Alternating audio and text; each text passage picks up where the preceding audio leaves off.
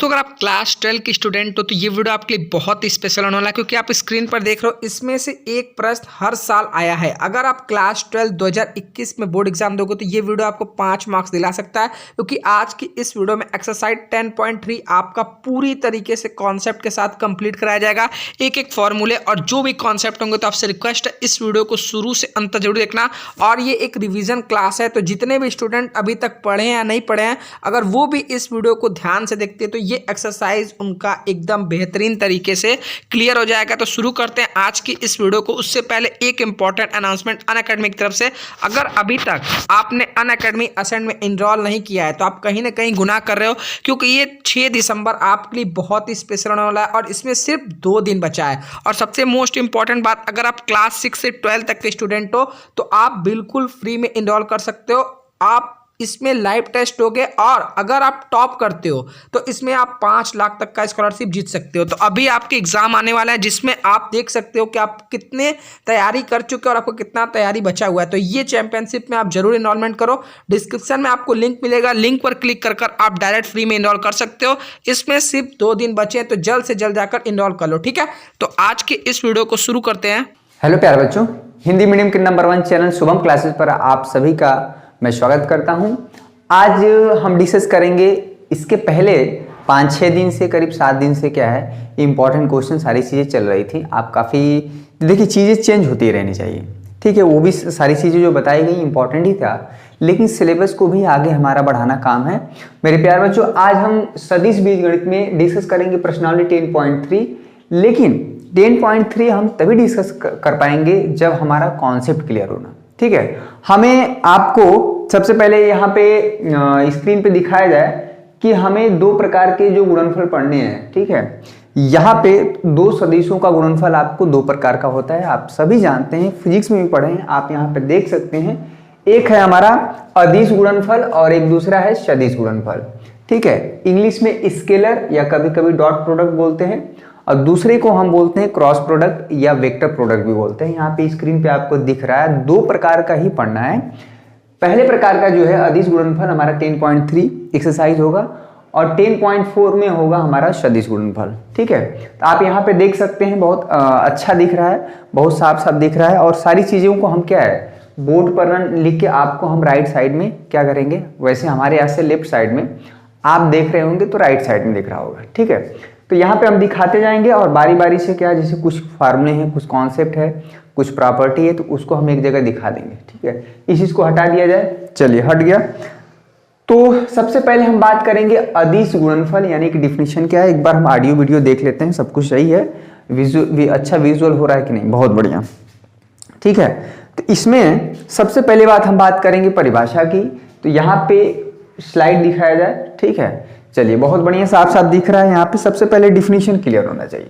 यहाँ पे साफ साफ दिख रहा है कि अगर 2 वेक्टर हैं हमारे, मान लीजिए वेक्टर ए, ठीक है, यहाँ पे वेक्टर ए है और एक वेक्टर बी है हमारा, क्लियर हुआ। तो इसके बीच में अगर कोण थीटा है तो जो हमारा डॉट प्रोडक्ट डिफाइन होता है ए डॉट बी, ठीक है, वो होता है मॉड ए मॉड बी, और इसके बीच में जो कोण है कॉस थीटा, ठीक है।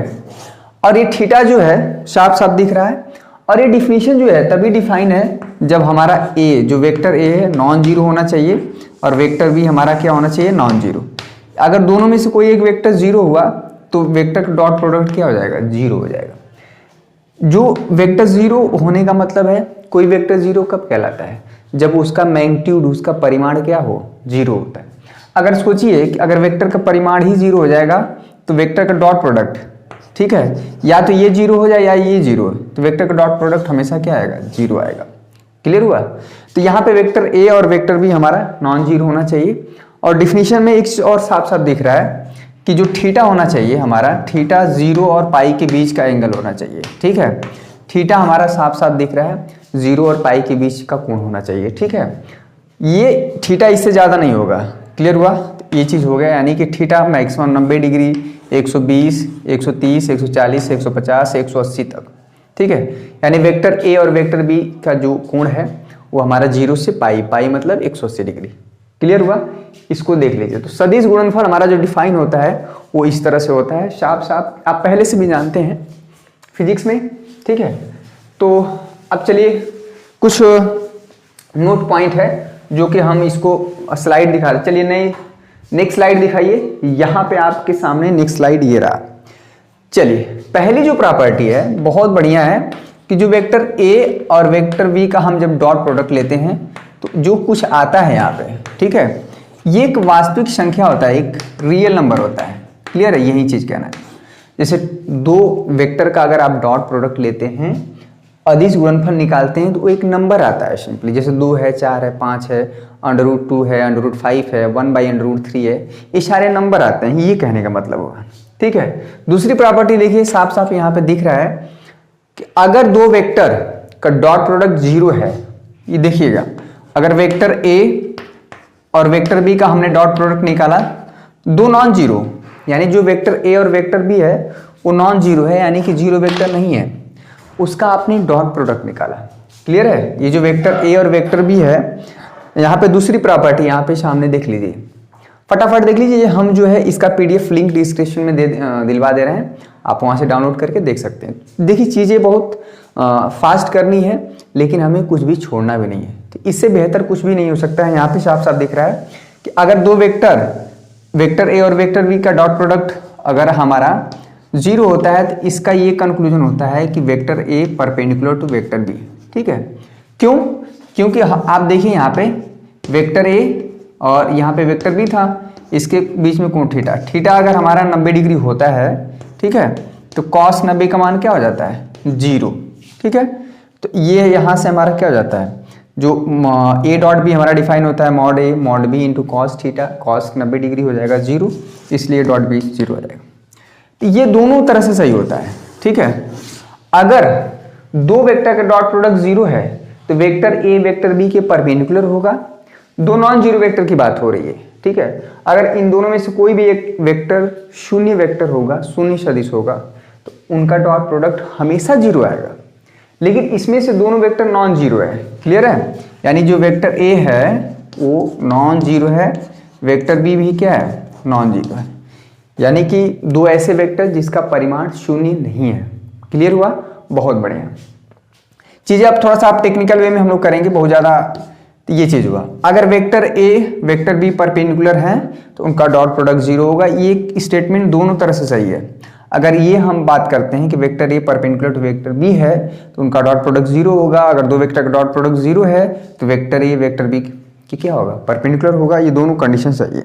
ठीक है, चलिए यहां से तीसरी प्रॉपर्टी आप देख लीजिए। तीसरी प्रॉपर्टी यहाँ पे देख लीजिए कि अगर, ठीक है, थीटा हमारा क्या हो? 0, तो बहुत ही आसान चीज है। तो वेक्टर ए हमारा क्या हो जाएगा? वेक्टर ए और vector B simply mod A into mod B. ठीक है, क्योंकि cos 0 की वैल्यू क्या आ जाती है? 1 हो जाती है, तो cos, ठीक है, तो ये हमारा हो जाता है। इसमें कोई बहुत नई चीज नहीं है। तो ये 3 प्रॉपर्टी हुआ। ठीक है, प्रॉपर्टी को फटाफट देख लेते हैं, 7-8 मिनट लगेगा, कॉन्सेप्ट क्लियर हो जाएगा। उसके बाद हम सीधे एक्सरसाइज 10.3 में चलेंगे। 10.3 में क्वेश्चन नंबर 8, 9, 10 और क्वेश्चन नंबर 13 बहुत ही इंपॉर्टेंट क्वेश्चन है, बोर्ड एग्जाम में हर बार पूछे गए हैं। ठीक है, तो वो 8, 9, 10 तभी हो पाएंगे जब क्वेश्चन नंबर 1, 2, 3, 4, 5 आप कर पाए हो। चलिए यहाँ पे 3 प्रॉपर्टी हमने डिस्कस कर दिया।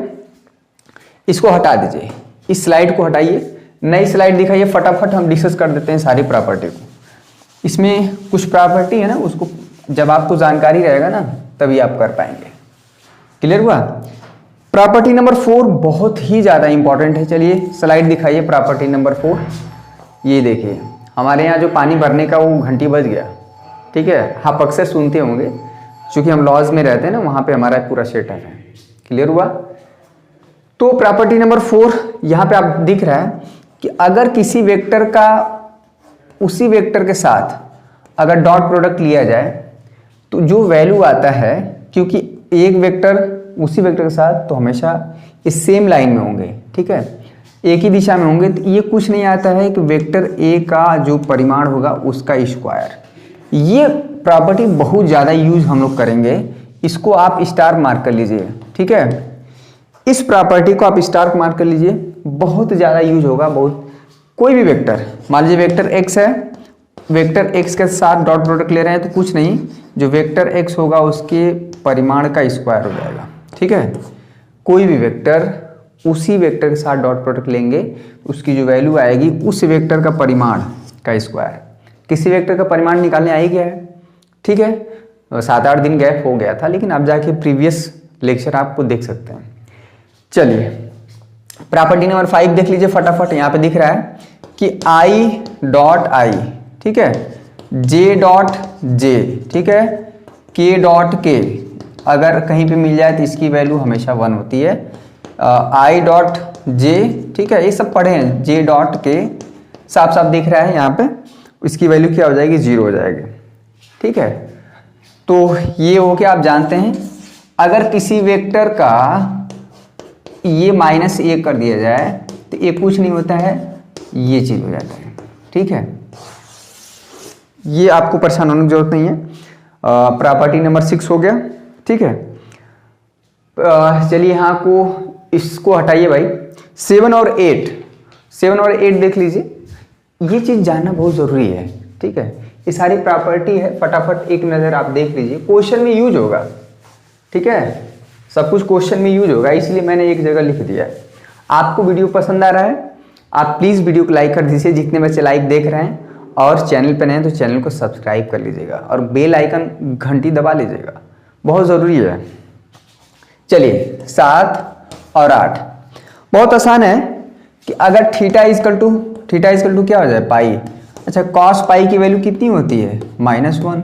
ठीक है, तो बहुत आसान है।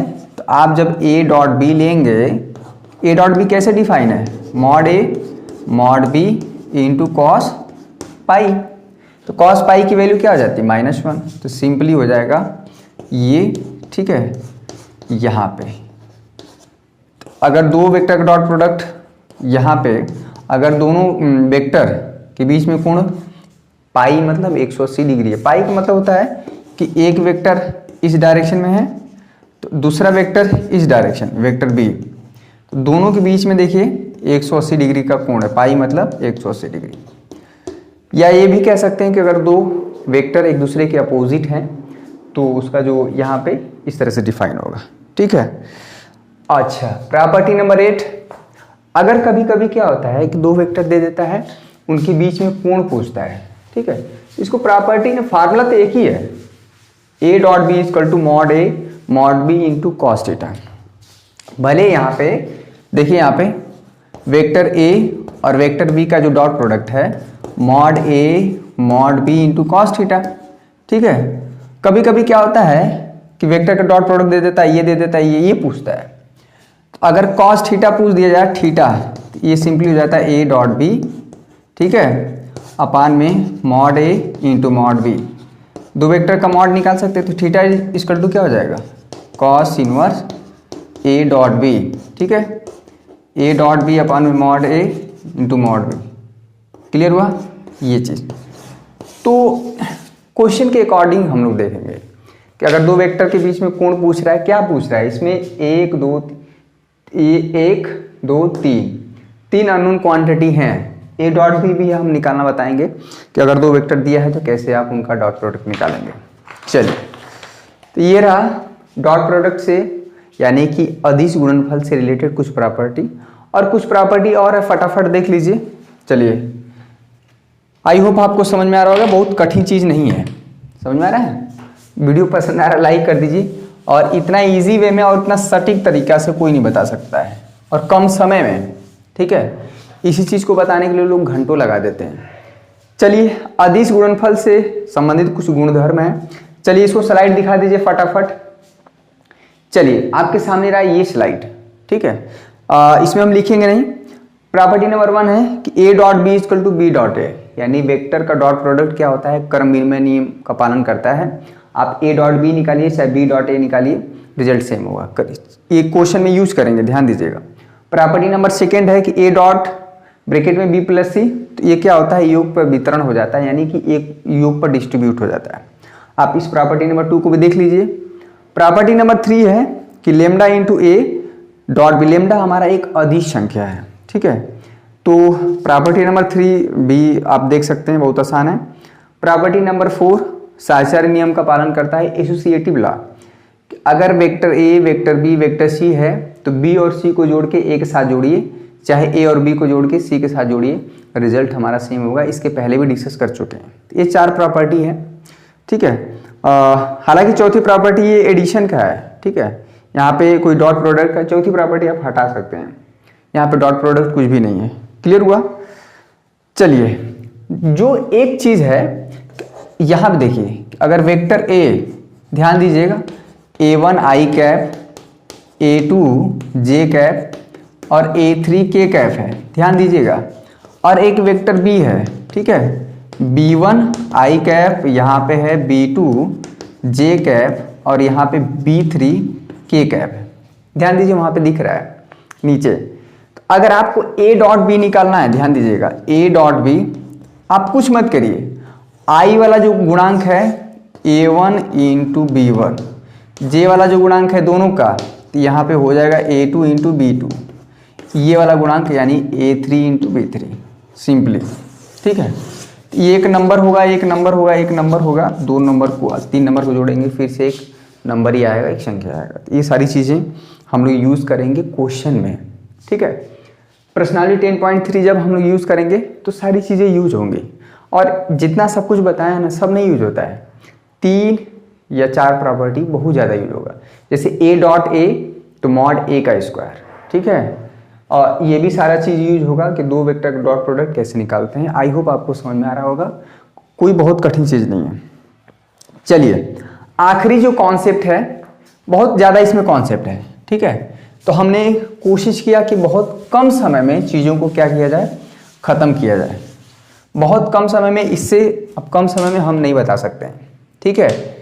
चलिए भाई, चौक हम ले लें, नया स्लाइड दिखाया जाए।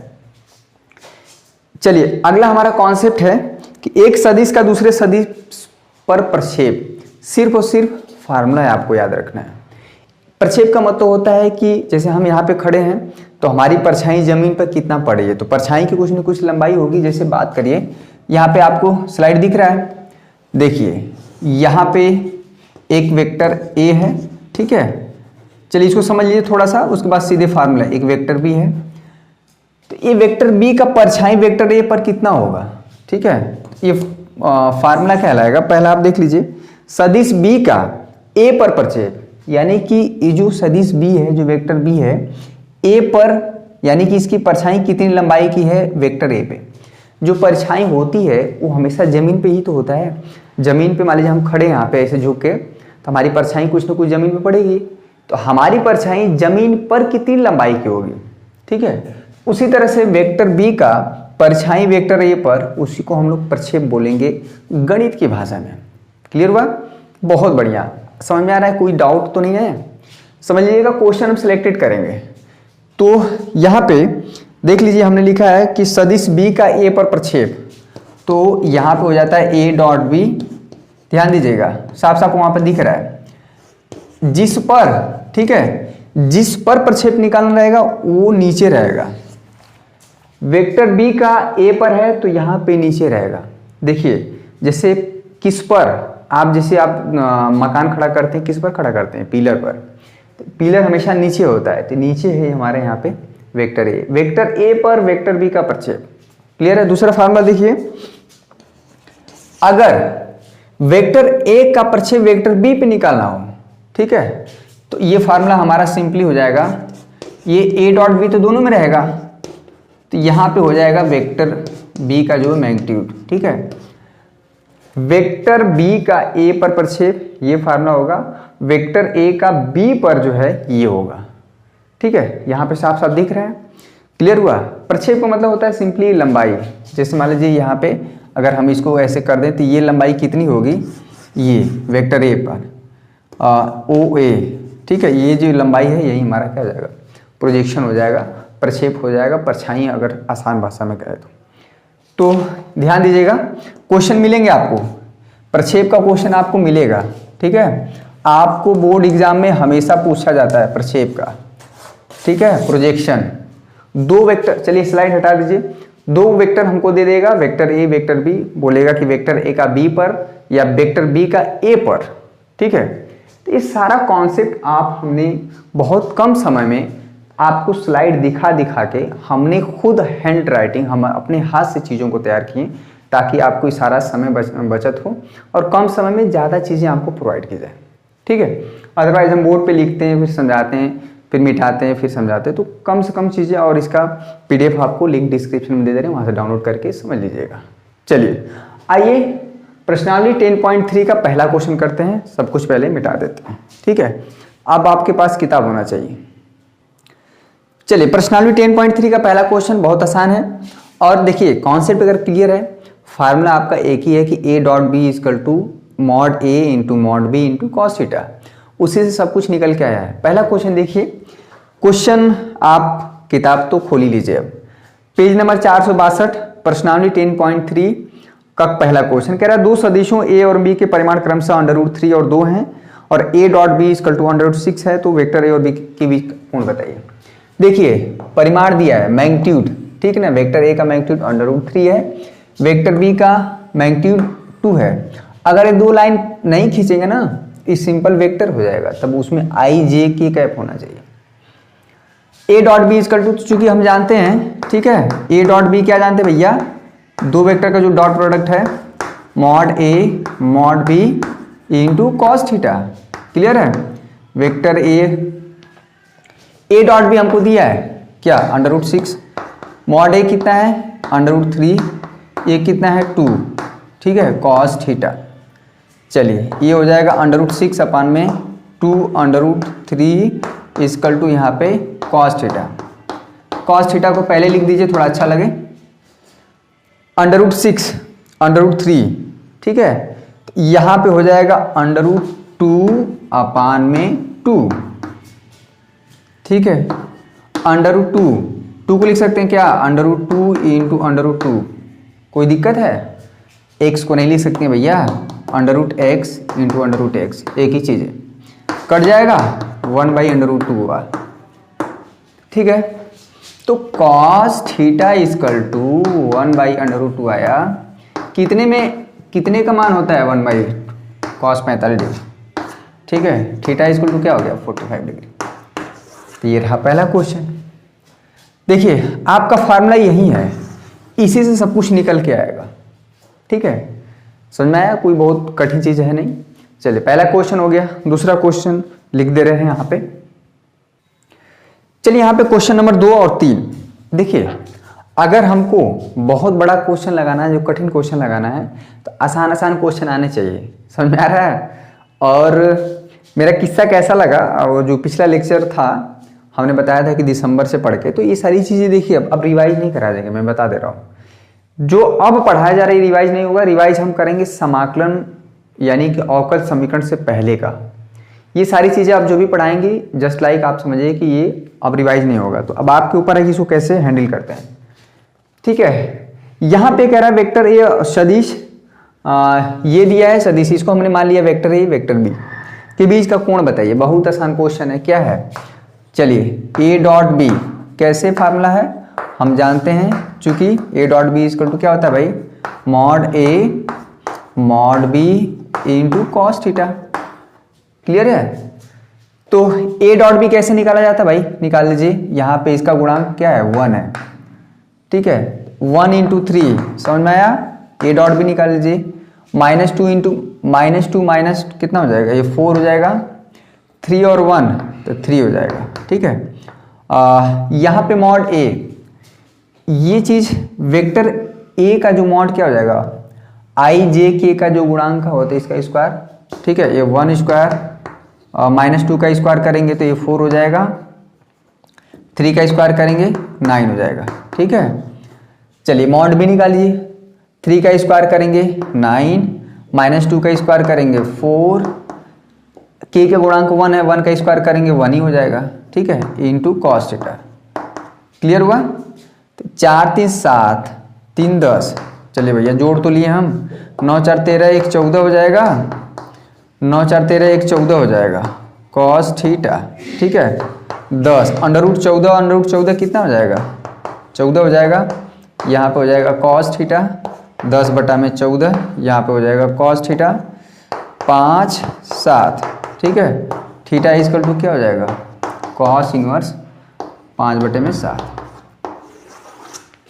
ये संभवतः आपका आंसर होना चाहिए 10.3 का दूसरा। देखिए देखिए देखिए, बहुत सही, 5/7 ही है। थीटा इक्वल टू क्या है, कॉस इनवर्स 5/7। कॉस थीटा बराबर 5/7, थीटा बराबर क्या हो जाएगा, कॉस इनवर्स 5/7। समझ में आया? तो ये आपका बेसिकली यही फार्मूला, क्योंकि ये पूरा एक्सरसाइज ही हमारा क्या है, इसी डॉट प्रोडक्ट पे डिपेंडेंट है। सिलेबस का चिंता नहीं करना, पहले बता दे रहे हैं, जितना पढ़ाया गया अगर वो तैयार हो गया बहुत बड़ी बात है। सदिश बीजगणित के बाद हम एलपीपी पढ़ाएंगे, लीनियर प्रोग्रामिंग प्रॉब्लम, ताकि आपका 6 नंबर तैयार हो जाए 2 दिन में। ठीक है, चलिए दूसरा क्वेश्चन है कि सदिश i प्लस जे पर सदिश i माइनस जे का प्रक्षेप ज्ञात कीजिए। इसको मान लिया वेक्टर ए, इसको मान लिया वेक्टर बी। i प्लस जे के वाला टर्म नहीं है तो 0 इंटू के लिख दिए अपनी सहूलियत के लिए, थोड़ा देखने में सही लगे। जो वेक्टर बी है i माइनस जे प्लस 0 के, तो किसका किस पर बताना, ध्यान दीजिएगा। सदिश i प्लस जे पर, इस पर, ठीक है, इस पर हमें बताना है, यानी वेक्टर बी का ए पर प्रक्षेप। ध्यान दीजिएगा, ये ध्यान देना किस पर, किसका किस पर बताना है, वेक्टर बी का ए पर प्रक्षेप बताना है। ठीक है, तो फार्मूला क्या हो जाएगा, जिस पर बताना है वो नीचे हो जाएगा, उसका मैग्नीट्यूड हो जाएगा। ठीक है, ऊपर क्या हो जाएगा, ए डॉट बी। अभी भी फार्मूला बताए हैं, वेक्टर बी का ए पर प्रक्षेप, जिस पर बताया जाएगा वो हमारा क्या हो जाएगा, जैसे ऐसे लिखिए ना, इस पर इसको क्या कर दिया जा रहा है, लेटा दिया जा रहा है एक तरह से कहिए। ठीक है, ए डॉट भी निकालिए, बहुत आसान है। आई और आई का गुणांक यहाँ पे 1 है, इसका 1 है, 1 हो जाएगा। जे का गुणांक क्या है, 1 इंटू माइनस, ये प्लस होता है ना, -1 और 0 0 0 इंटू 0। ठीक है, अपान में मॉड ए। मॉड ए की वैल्यू क्या होगी, यहाँ आप देखिए, आई का गुणांक 1 है तो 1 का स्क्वायर, जे का गुणांक 1 है, के का गुणांक 0 स्क्वायर। ये तो ऊपर 0 हो जाएगा, ये हो जाएगा √2, फाइनली क्या हो जाएगा, 0। वेक्टर प्रोजेक्शन प्रक्षेप 0 हो जाता है कब, जब वेक्टर एक सीधी रेखा में हो या एक दूसरे के अपोजिट हो। तो एक दूसरे का प्रोजेक्शन, जैसे अगर दो व्यक्ति एक ही सीधी रेखा में हो, ठीक है, तो उसका प्रोजेक्शन किसी एक पे पड़ेगा ही नहीं। ठीक है, जैसे हमारे ऊपर कोई दूसरा व्यक्ति लेटा हुआ है, हमारे ऊपर दोनों की परछाई सेम रहेगी, यानी कि एक दूसरे का प्रोजेक्शन 0 हो जाएगा। ठीक है, क्वेश्चन नंबर 3 हो गया। क्वेश्चन नंबर 4, वेक्टर का, ठीक है, इस पर प्रक्षेप ज्ञात कीजिए। क्वेश्चन नंबर 4 और 5। ठीक है, तो वेक्टर क्वेश्चन नंबर 4 और 5 देख लीजिए, आसान है। चलिए क्वेश्चन नंबर 4 और 5 देखिए, छोटे छोटे क्वेश्चन जब आप करेंगे तो तभी आप बड़े क्वेश्चन, यानी कि जब क्वेश्चन नंबर 8 से आगे हम बढ़ेंगे तो वो सारे क्वेश्चन बहुत इंपॉर्टेंट होंगे। एक बार फिर से देखिए, किताब है ना आपके पास, ये किताब भी नहीं है, किताब जाके ले लीजिए। अब हम क्या करें भैया, किताब PDF दे देंगे, PDF में पढ़ने में मज़ा नहीं आएगा, किताब होना चाहिए। 60 रुपये की मिलता है NCERT की, ये कवर वाली जाके लीजिए। ठीक है, देखिए किताब तो होगा ही, इतने बड़े आप वो नहीं है। कह रहा सदिश, इसको हमने मान लिया, माना वेक्टर ए है एवं वेक्टर बी। देखिए ऐसे मानने से क्लियर हो जाता है, पहले को मान लीजिए वेक्टर ए, दूसरे को मान लीजिए वेक्टर बी। तो सदिश का, यानी वेक्टर ए का वेक्टर बी पर, ध्यान दीजिएगा, इस वेक्टर का इस पर, तो हमने मान लीजिए वेक्टर ए का वेक्टर बी पर, तो वेक्टर ए का वेक्टर बी पे प्रक्षेप क्या है, फार्मूला। ठीक है, और 5वां क्वेश्चन है कि जो हमारे वेक्टर, हमने मान लिया vector A, vector B, vector C, यहाँ पे आपको दिया हुआ है क्वेश्चन, समझ में आ रहा है ना। तो कह रहा है कि दिखाइए कि जो तीनों सदिश हैं मात्रक सदिश हैं। मात्रक सदिश क्या होते हैं, ऐसे सदिश जिनका परिमाण 1 होता है, यूनिट वेक्टर। और यही नहीं, यह भी दर्शाना है कि यह जो सदिश हैं परस्पर एक दूसरे के लंबवत हैं, यानी vector A perpendicular vector B पे, vector A perpendicular vector C पे, vector B perpendicular vector C पे, एक दूसरे पे परपेंडिकुलर। और दो वेक्टर परपेंडिकुलर कब होते हैं, जब उनका डॉट प्रोडक्ट 0 होता है। तो हम दिखाएंगे कि A dot B equal to 0, A dot C equal to 0, B dot C equal to 0। अगर ये सारा चीज आएगा 0, तब तीनों वेक्टर एक दूसरे के परपेंडिकुलर होंगे, ये हमारा कॉन्सेप्ट है। ठीक है, चलिए तो पहले वेक्टर ए का वेक्टर बी पे प्रक्षेप ए डॉट बी निकालिए। क्या हो रहा है भाई? चलिए तो ए डॉट बी बहुत आसान है। आई का 1 का 7 में गुणा करेंगे 7, यहाँ पे 3 का -1 में कर देंगे तो -3 हो जाएगा। 7 का 8 में करेंगे 8 7 56। ठीक है, चलिए भैया वेक्टर बी का जो परिमाण है मैग्नीट्यूड क्या होता है? आई का गुणांक क्या है 7, तो उसका स्क्वायर 49, जे का गुणांक -1 है, यहाँ पे हो जाएगा 1, 8 का यानी कि 64। स्क्वायर करेंगे ना किसी वेक्टर का परिमाण, इसको सॉल्व कर लीजिए। 56, 7 में से 3 घटा पाएंगे 4 होगा, 4 पे 56 जोड़ देंगे 60 हो जाएगा। ठीक है, यहाँ पे देखिए 49 एक 50, 50 में 64 जोड़ देंगे कितना हो गया? तो 64 में से 50 निकाल देंगे 100 और 14 114। ठीक है, तो ये हो जाएगा हमारा 114। अब इसको सॉल्व कर लीजिएगा जो भी होगा। क्लियर हुआ? ये चीज़ हो जाएगा 114। यहाँ पे बस इतना ही रहने दीजिए, कोई बहुत ज़्यादा ये कठिन ए भी आंसर हो सकता है, फिर अंडर रूट करके जो भी आए ये आंसर हमारा सही है, इसमें कुछ बहुत ज़्यादा सॉल्व करने दो। तो वेक्टर ए का बी पर प्रक्षेप, अभी इसी में बोल सकता है कि वेक्टर बी का वेक्टर बी का इसी क्वेश्चन में ए पर प्रक्षेप। ठीक है, प्रोजेक्शन ध्यान दीजिएगा, प्रक्षेप तो सिंपली कुछ नहीं, ए डॉट बी तो रहेगा ही ऊपर, किस पर पूछ रहा है? ए पर, यहाँ पे मॉड हो जाएगा। क्लियर हुआ? तो क्वेश्चन नंबर 4 हो गया। बहुत आसान है, जो फार्मूला हम सीख रहे हैं उस फार्मूले पे क्वेश्चन कर ले जाएं तब तो बड़ी बात है, और ये क्वेश्चन आता है बोर्ड एग्जाम में, हमेशा आता है, बहुत इंपॉर्टेंट है। चलिए क्वेश्चन नंबर ये देखिए 5वां क्वेश्चन नंबर, उसके बाद 6ठा 7वां और 8वां, ये सब क्वेश्चन बहुत इंपॉर्टेंट है, बहुत मजा आएगा लगाने में। चलिए कितना टाइम हुआ है? बहुत ज़्यादा लेंदी तो वीडियो तो नहीं हो गया, अभी 30 मिनट है, 30 मिनट तो दे ही सकते हैं। वेक्टर ए पहले देखा ना कि मात्रक सदिश है यानी यूनिट वेक्टर, तो वेक्टर ए का परिमाण निकालिए। ठीक है, चलिए यहाँ पे देखिए ये तो यहाँ पे 1/7 बाहर रहेगा ही रहेगा। यहाँ पे देखिए 2 का स्क्वायर क्या हो जाएगा भाई? 4, 3 का स्क्वायर 9 और 6 का स्क्वायर कितना हो जाएगा? 36। ठीक है, तो यहाँ पे 1/7, 36 9 45, 45 4 49, 49 का वर्गमूल निकालेंगे कितना हो जाएगा? 7। ये 1/7 पहले से पढ़ा है। ठीक है, ये हो गया 1, यानी वेक्टर ए का जो परिमाण हो गया 1। वेक्टर बी का भी निकाल लीजिए। ठीक है, तो ये 1/7 बाहर है, ठीक, उसको रहने दीजिए। 3 स्क्वायर 9, -6 का स्क्वायर करेंगे 36, 2 का स्क्वायर करेंगे 4। ठीक है, 36 4 40 9 49, फिर से क्या आ गया? ये 1/7, 49 का वर्गमूल 7, फिर से 1। उसी तरह से वेक्टर सी आप निकालेंगे ना तो उसका भी मैग्नीट्यूड 1 आ जाएगा। चूंकि वेक्टर ए, वेक्टर बी और वेक्टर सी का जो परिमाण है 1 है, इसलिए यह सिद्ध हो गया कि vector A, vector B, vector C क्या है? हमारे मात्रक सदिश हैं, क्योंकि परिभाषा ही मात्रक सदिश की होती है कि ऐसा वेक्टर, ऐसा सदिश जिसका मात्रक क्या हो, जिसका परिमाण क्या हो? 1 हो।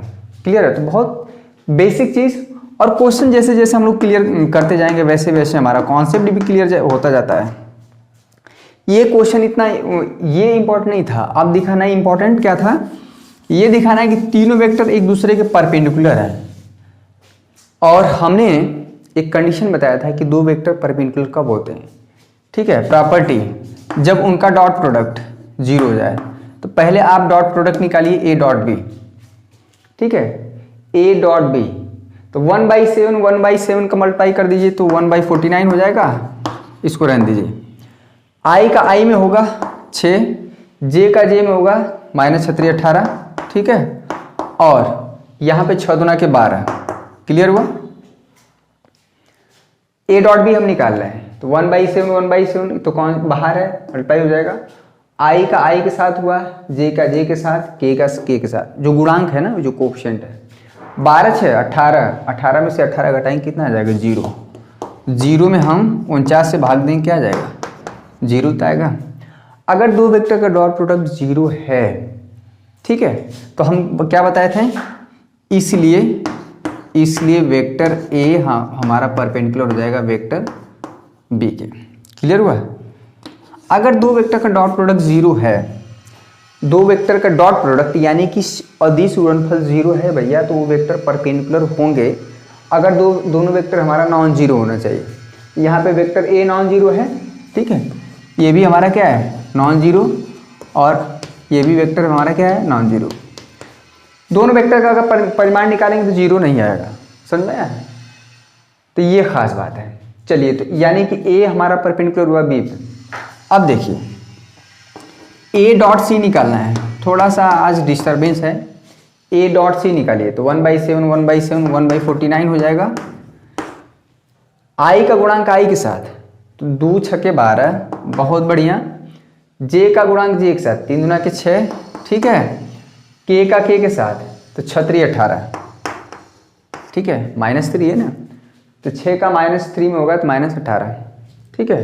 तो 12 6 18, 18 में से 18 घटा देंगे 0, 0 में 49 से भाग देंगे फिर से 0 आ जाएगा। यानी कि ए डॉट सी फिर से 0 आ गया। यानी कि इससे क्या हुआ, इससे हमारा कंक्लूजन निकला ए डॉट सी क्या हो गया परपेंडिकुलर। बहुत ज़्यादा लिखने की ज़रूरत नहीं है, अगर आप इतना लिख दे रहे हैं तो ये मैथमेटिक्स की भाषा है कि वेक्टर ए परपेंडिकुलर यानी लंबवत है वेक्टर सी के। समझ में आया? चलिए, अभी नहीं, अभी वेक्टर बी और सी को भी दिखाना है, ठीक है। इसको मिटा देते हैं। वेक्टर समझ में आ रहा है ना? चीज़ें क्लियर होनी चाहिए। फार्मूला सीख गए हैं तो इसका मतलब ये नहीं कि आप सब कुछ जान गए। फार्मूले पे जब अप्लाई करने की बारी आती है तब दिक्कत होता है। चलिए, वेक्टर बी और सी निकालिए। कैसा लग रहा है आपको ये क्लास? आप प्लीज़ कमेंट करके बताइए। सभी बच्चे बहुत निराश कर रहे हैं। जितना शुरुआत में लगे हुए थे अब लग रहा है कि थोड़ा मेहनत कम कर रहे हैं, और हम चाह रहे हैं कि अब जो है मेहनत ज़्यादा करें आप सभी, ठीक है। तो इसलिए हम थोड़ा कोशिश कर रहे हैं कि देखिए 1/7 1/7 1, ये सब कुछ आपको दिखाना पड़ेगा।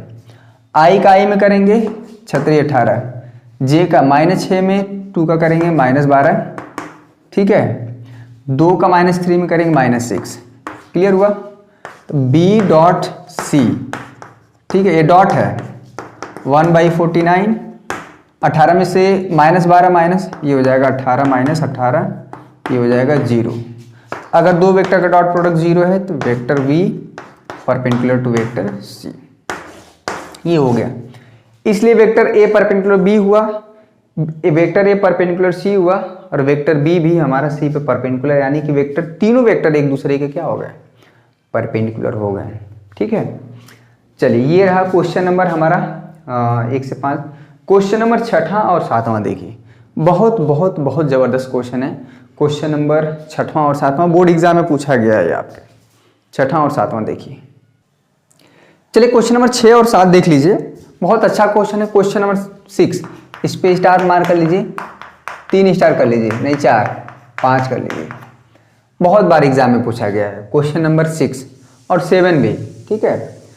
तो देखिए, कॉन्सेप्ट तो क्लियर हो गया डॉट प्रोडक्ट का। क्वेश्चन हम कर रहे हैं, टोटल कितने क्वेश्चन हैं 18 है, तो 6 7 एक आध क्वेश्चन नंबर 8 भी हो जाएगा, क्वेश्चन नंबर 9 भी हो जाएगा, ठीक है। बहुत कम समय में, बहुत ज़्यादा वो है नहीं। कह रहा है a + b ब्रैकेट बंद डॉट, ये डॉट है, ध्यान दीजिएगा, डॉट प्रोडक्ट a - b = 8 है, इसको इक्वेशन। और साथ में दिया है कि जो वेक्टर a का परिमाण है वो वेक्टर b के परिमाण का 8 गुना है। तो वेक्टर a का परिमाण और वेक्टर b का परिमाण हमें बताना है। चलिए, तो यहाँ पे इसका सॉल्यूशन देखिएगा, ठीक है। समीकरण 1 से इसका सॉल्यूशन देखिएगा। समीकरण 1 से डॉट प्रोडक्ट ऑपरेट करा दीजिए। a का a के साथ डॉट प्रोडक्ट होगा, a डॉट a, ठीक है, बीच में माइनस है, ये वेक्टर a का b के साथ डॉट प्रोडक्ट हो जाएगा, ठीक है। वेक्टर a का काम हो गया। वेक्टर b उठाइए, वेक्टर b का a के साथ डॉट प्रोडक्ट होगा, तो वेक्टर b डॉट a, ठीक है। वेक्टर b का v के साथ होगा, चूंकि माइनस है तो इसको कैसे लिखा जाएगा वेक्टर b, ठीक है। Vector b dot vector b, ये हो जाएगा हमारा 8। समझ में आया? अब देखिए, हमको पता है कि a डॉट b और b डॉट a। अच्छा, a डॉट a हमारा क्या होता है, किसी वेक्टर का उसी वेक्टर के साथ जो होता है तो हम बोलते हैं इसको वेक्टर ए का स्क्वायर। ठीक है, यहाँ पे ए डॉट बी है, बी डॉट ए हमको पता है कि वेक्टर का जो डॉट प्रोडक्ट है क्रम विनिमय नियम का पालन करता है, यानी कि बी डॉट ए को हम लिख सकते हैं ए डॉट बी। क्लियर हुआ, ये माइनस है। बी डॉट बी को हम लिख सकते हैं वेक्टर बी का उसके मैग्नीट्यूड का स्क्वायर। ठीक है, अब देखिए ये चीज़ और ये चीज़ क्या हो गया, कट गया। कैसे यूज हुआ है कि ए डॉट बी हमारा क्या होता है बी डॉट ए के बराबर होता है। वेक्टर का जो डॉट प्रोडक्ट है क्रम विनिमय नियम का पालन करता है। जो भी सारी चीज़ें होंगी वो रूल्स के अकॉर्डिंग होगी। और हमने ये चीज़ किया है कि वेक्टर ए के साथ अगर आप डॉट प्रोडक्ट लेते हैं तो कुछ नहीं आता, जो वेक्टर ए का परिमाण है उसका स्क्वायर। प्रॉपर्टी नंबर 4 चौथे नंबर पे जाके जो स्लाइड है हमने दिखाया था शुरुआत में ना, वो चीज़ आपके बुक में भी दिया है। चलिए, तो यहाँ पे जो चीज़ बचा उसको लिख लीजिए, मॉड वेक्टर ए का स्क्वायर वेक्टर बी का जो है स्क्वायर है इक्वल टू 8। समीकरण नंबर 2 से वेक्टर ए की जगह 8 इंटू ये लिख दीजिए समीकरण 8 इंटू मॉड बी, ये पूरे का स्क्वायर। ठीक है, माइनस ये चीज़ इक्वल टू यहाँ पे 8 हो जाएगा। तो ये कितना हो जाएगा 8 8 64। आगे हम सॉल्व कर दे रहे हैं। ठीक है, कितना अच्छा क्वेश्चन है, इसीलिए बोर्ड एग्जाम में पूछा गया कई बार। तो ये हो जाएगा 64 mod B square minus mod B square, यहाँ पे हो जाएगा 8। 64 मॉड बी स्क्वायर ये 1 है तो कितना हो जाएगा 63 mod B square equal to 8 हो जाएगा। तो mod B square equal to हो जाएगा 8 बाई 63। मॉड बी स्क्वायर हट जाएगा तो इधर क्या जाएगा 8 बाई 63। 8 का कितना हो जाएगा 2 अंडर रूट 2, यहाँ पे 9 7 63, 9 का कितना हो जाएगा 3 अंडर रूट 7। ठीक है, तो ये हो जाएगा 2 बाई 3 अंडर रूट 2 बाई 7। ठीक है, या 8 अपान में अंडर रूट 63 भी हो सकता है आंसर। ये तो वेक्टर 10.3 क्वेश्चन देखिए, छठवां। कितना खतरनाक आंसर आ रहा भाई, छठवां बिल्कुल सही है। 2 by 3 under root 2 by under root 7 बिल्कुल सही आंसर है। जो वेक्टर बी का जो परिमाण आया है वो सही है। क्वेश्चन बहुत इंपॉर्टेंट है भैया। ये हो जाएगा 2 बाई 3, इसको आप अलग अलग लिख सकते हैं अंडर रूट। ठीक है, ये चीज़ ये तो वेक्टर बी का मैग्नीट्यूड आएगा। वेक्टर ए का कैसे निकल के आएगा, यहीं पर रख देंगे समीकरण नंबर 2 में। ठीक है, तो समीकरण नंबर 2 से तो वेक्टर ए का जो परिमाण है वो 8 इंटू वेक्टर बी, यहाँ पे हो जाएगा 2 बाई 3 अंडर रूट 2 अपान में अंडर रूट 7। ठीक है, हो तो गया, यही आंसर होगा। तो वेक्टर ए और वेक्टर बी का परिमाण जो है निकल गया। ठीक है, ये जो खड़ी लाइन खींची जाती है ये परिमाण को रिप्रेजेंट करता है। ठीक है, अगर ये खड़ी लाइन नहीं खींची जाए तो वेक्टर ए हो जाएगा। ठीक है, जिसमें तब आई जे के कैप हो जाएगा। क्लियर हुआ, समझ में आया क्वेश्चन। ठीक है, क्वेश्चन नंबर 6 हो गया। क्वेश्चन नंबर 7 देख लीजिए, उसको हम हटा देते हैं, आसान है। चलिए, क्वेश्चन नंबर 7 बहुत आसान है, आप इसको भी कर सकते हैं, मात्र 1 मिनट लगेगा। आखिरी क्वेश्चन है आज का, हिम्मत रखिए, देख लीजिए। कल क्वेश्चन नंबर 8 से लेकर 18 तक बहुत ही ज़बरदस्त होगा। ये क्वेश्चन नंबर 8 से लेकर 18 में जब हम डिस्कस करेंगे तो सारे क्वेश्चन बोर्ड एग्जाम के ही होंगे। ठीक है, क्वेश्चन नंबर 8 से लेकर 18 तक 10 टोटल 11 क्वेश्चन हो जाएंगे। इस 11 क्वेश्चन में हम केवल 7 क्वेश्चन डिस्कस करेंगे। ये सातों क्वेश्चन समझिए बहुत इंपॉर्टेंट होंगे डॉट प्रोडक्ट का। एक क्वेश्चन बोर्ड एग्जाम में जरूर आएगा। चलिए, इसकी वैल्यू हमें निकालनी है, तो यहाँ पे हो जाएगा 3 डॉट प्रोडक्ट 2a। ठीक है, अब इसका कर दीजिए 3 vector a dot product 7 into. ठीक है, ये चीज़ हो गया। अब इसको उठाइए, बीच में डॉट प्रोडक्ट है, -5b into 2a dot product minus 5 vector b ये माइनस ए प्लस है तो माइनस ही हो जाएगा, 7 ये चीज क्लियर हुआ। ये चूंकि स्केलर नंबर है, अदिश संख्या है, तो 3 दूना के 6, ए डॉट ए कितना हो जाएगा, वेक्टर ए का स्क्वायर। ठीक है, अब देखिए 7 3 की 21, ध्यान दीजिएगा 21 ए डॉट बी। ठीक है, यहां पे देखिए 5 दूना के 10, बी डॉट ए को लिख सकते हैं ए डॉट बी, क्योंकि डॉट प्रोडक्ट बदल जाता है आपस में। ये हो जाएगा 10 ए डॉट बी, माइनस है 5 और 7 का मल्टीप्लाई होगा स्केलर नंबर 35। अब बी डॉट बी कितना हो जाएगा, उसी वेक्टर का स्क्वायर। ठीक है, ये हो जाएगा 21 ए डॉट बी है, 10 ए डॉट बी है, 21 में से 10 घटा पाएंगे 11। ठीक है, 11 A dot B minus 35 mod B का स्क्वायर। बस यही आंसर आपका होगा। चूंकि वेक्टर ए और वेक्टर बी का परिमाण दिया नहीं है तो ये हमारा आंसर होगा। तो क्या चीज़ें यूज हो रही हैं इस पूरे क्वेश्चन में, क्या हो रहा है कि वेक्टर ये जो है कम्यूटेटिव होता है, डॉट प्रोडक्ट। ठीक है, ये चीज़ें यूज हो रहा है, बहुत ज़बरदस्त यूज हो रहा है। और किसी वेक्टर का उसी वेक्टर के साथ जो डॉट प्रोडक्ट होता है उस वेक्टर का परिमाण का स्क्वायर हो जाता है। तो ये 2 प्रॉपर्टी यूज हो रही है, समझ में। तो ये रहा क्वेश्चन नंबर 7 तक। पर 8 और 9 10 8 9 10 बोर्ड एग्जाम के लिए बहुत इंपॉर्टेंट क्वेश्चन, ये तीनों क्वेश्चन। ठीक है, 8 9 10 और साथ में 13वां क्वेश्चन। क्लियर है, ये क्वेश्चन नहीं छोड़ के जाना, बहुत सिलेक्टेड क्वेश्चन करेंगे, सारे क्वेश्चन करने की आवश्यकता नहीं है। चलिए आइए, क्वेश्चन नंबर 8 कह रहा है कि 2 सदिश ए और बी समान परिमाण के हैं। परिमाण का मतलब होता है उसका मैग्नीट्यूड इक्वल है। ठीक है, यानी कि जो वेक्टर ए का परिमाण है वेक्टर बी का परिमाण समान है। क्लियर हुआ, हमने इक्वल कर दिया।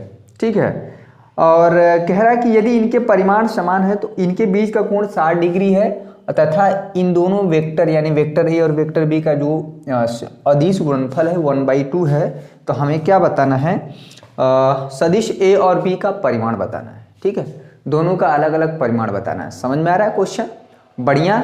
ठीक है, क्वेश्चन को पहले समझना बहुत जरूरी है। देखिए, तो हम क्या करते हैं, इसको हम मान लेते हैं के, यानी जो ए वेक्टर ए और वेक्टर बी का जो परिमाण है वो उसको हम एक के नाम दे देते हैं, अदिश, चाहे लेमडा कुछ भी दे दीजिए, लेमडा नाम दे दीजिए। ठीक है, चलिए लेमडा नाम दे दीजिए। तो हमको पता है, बहुत आसान है कि 2 वेक्टर का dot product A dot B, question number 8 9 10 बहुत बार एग्जाम में पूछा गया है। ठीक है, ये हमारा होता है कॉस थीटा। फार्मूला एक लेकिन काम अनेक। ठीक है, फार्मूला एक काम अनेक, मैराथन क्लास है। आप एक प्रश्नावली 10.3 और 10.4 दोनों आज ही खत्म करेंगे। अगर आप अपने से ये चैप्टर पढ़ेंगे 10.3 और 10.4 तो आपको 7-8 घंटे लग जाएंगे, लेकिन आप 2 घंटे देते हैं तो ये दोनों एक्सरसाइज हम खत्म कर देंगे। मैराथन क्लास है। ठीक है, ए डॉट बी हमारा दिया है 1/2। ठीक है, वेक्टर ए का जो परिमाण है वो लेमडा के बराबर है, वेक्टर बी का परिमाण भी लेमडा के बराबर है। Cos theta, theta 60 degree. ठीक है, तो ये हो जाएगा 1/2, यहाँ पे हो जाएगा लेमडा स्क्वायर। कॉस 60 डिग्री की वैल्यू होती है 1/2, 1/2 से 1/2 यहाँ पे हो जाएगा लेमडा का स्क्वायर। ठीक है, तो लेमडा स्क्वायर इजकल टू 1, तो लेमडा हटेगा तो क्या आ जाएगा प्लस माइनस √1, तो ये हो जाएगा प्लस माइनस 1। तो यानी चूंकि वेक्टर का परिमाण कभी भी नेगेटिव नहीं होता है। ठीक है, तो इसलिए हमारा यहाँ पे लेमडा की वैल्यू, यहाँ पे लेमडा की वैल्यू सिर्फ और सिर्फ +1 ली जाएगी। ठीक है, लेमडा क्या था भाई, वेक्टर ए का परिमाण 1 है और वेक्टर बी का भी परिमाण क्या है 1 है। चूंकि परिमाण कभी भी नेगेटिव नहीं होता है, मिनिमम 0 होता है। किस वेक्टर का परिमाण 0 होता है, 0 वेक्टर का। ठीक है, ये किसी भी वेक्टर का परिमाण, परिमाण मतलब क्या होता है, किसी वेक्टर की लंबाई, और किसी वेक्टर की लंबाई नेगेटिव नहीं हो सकती, ऋणात्मक नहीं हो सकता।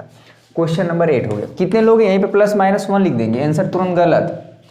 एग्जामिनर अगर लेमडा की वैल्यू +-1 देखा है, यानी वेक्टर ए का मान +-1, वेक्टर बी का मान +-1, क्योंकि हमने इसको लेमडा मान लिया है, तो यहीं पे तुरंत नंबर काट देगा। ठीक है, 4 नंबर का क्वेश्चन है, 5 नंबर का, तो 1 नंबर देगा, क्योंकि आपको इसका महत्व ही नहीं पता है, ये परिमाण का मतलब ही नहीं समझते हैं। समझ में आया? चलिए इसको नोट डाउन करिए। क्वेश्चन नंबर 8 बहुत बढ़िया क्वेश्चन है। क्वेश्चन नंबर 9 देखिए, बहुत आसान क्वेश्चन है। x minus A dot x plus A bracket में इक्वल टू 12 है, तो हमें वेक्टर x यानी जो वेक्टर x है उसका परिमाण बताइए। इसमें बोला है कि जो वेक्टर a है मात्रक सदिश है। क्या है? वेक्टर a क्या है? मात्रक सदिश है। तो मात्रक सदिश क्या मतलब होता है कि वेक्टर a का जो परिमाण है 1 होगा। ये क्या है? दिया है। ठीक है, बहुत आसान क्वेश्चन है। छोटी छोटी चीज़ें हैं जो बहुत इंपॉर्टेंट है। इसको खोल दीजिए। x, ये डॉट है बीच में, ध्यान दीजिएगा। x डॉट x, इसको ओपन कर दीजिए। x डॉट x क्लियर हुआ, प्लस x का डॉट प्रोडक्ट लेंगे a के साथ, तो x डॉट a हो जाएगा। ठीक है, अब यहाँ पे माइनस ए उठाएंगे तो a डॉट x, x के साथ डॉट प्रोडक्ट हो जाएगा, फिर माइनस हो जाएगा, minus minus minus plus minus हो जाएगा, यहाँ पे a डॉट a क्लियर हुआ, इक्वल टू 12। कोई दिक्कत? x डॉट x कितना होता है ये बताइए। किसी वेक्टर का उसी वेक्टर के साथ उस वेक्टर का मैग्नीट्यूड का स्क्वायर। अच्छा, हमको पता है कि x डॉट a जो वेक्टर का डॉट प्रोडक्ट है कॉम्पिटिटिव होता है, क्रम विनिमय नियम का पालन करता है। इसको आप पलट दीजिए, a डॉट x कर सकते हैं। a डॉट x बहुत बढ़िया, इसमें कोई बहुत रॉकेट साइंस यूज नहीं हुआ है, बहुत सिंपल चीज़ हुआ है। a डॉट a ये क्या हो जाएगा? मॉड a का स्क्वायर इक्वल टू यहाँ पे भैया है 12। ये बताइए a डॉट एक्स और ये माइनस a डॉट एक्स, तो ये कट जाएगा। तो कितना आसान है भाई। अगर एक बार क्वेश्चन करके गए हैं ना, आपको बहुत ज़्यादा इसमें रटने रूटने की आवश्यकता नहीं है। समझ में आ रही है मेरी बातें? बहुत बढ़िया, क्लियर कट, कोई वैसा तो है नहीं। बहुत बच्चे एकदम परेशान है, मतलब क्या चीज़ बता रहे हैं, कितना कठिन है। क्या कठिन है भाई, एकदम जैसे दिमाग है उनका ख़राब है। बहुत बच्चे भी बहुत अच्छा समझ रहे हैं। ठीक है, तो हमें तो ये मॉड एक्स का स्क्वायर ये कट गया। ये जो वेक्टर ए का जो परिमाण भैया 1 है, ठीक है, तो 1 का स्क्वायर यहाँ पे हो जाएगा 12। 1 का स्क्वायर कर पाएंगे अपने जीवन काल में? कर दिए, 1 ही आया, बहुत बढ़िया। ये 1 आया, उसको उधर ले गए तो 12 1 13 हो गया। तो मॉड एक्स स्क्वायर हटेगा तो अंडर रूट 13। अब प्लस माइनस आएगा लेकिन लिया जाएगा प्लस। ठीक है, क्योंकि वेक्टर का परिमाण कभी भी नेगेटिव नहीं होता है। तो अंडर रूट 13, तो वेक्टर एक्स का जो परिमाण है अंडर रूट 13 आ गया। ये बताइए इसमें कौन सा पॉइंट नहीं समझ में आया? देखिए इसमें 2 पॉइंट है कि किसी वेक्टर का उसी वेक्टर के साथ डॉट प्रोडक्ट लिया जाता है तो कुछ नहीं, उस वेक्टर का परिमाण का स्क्वायर आता है।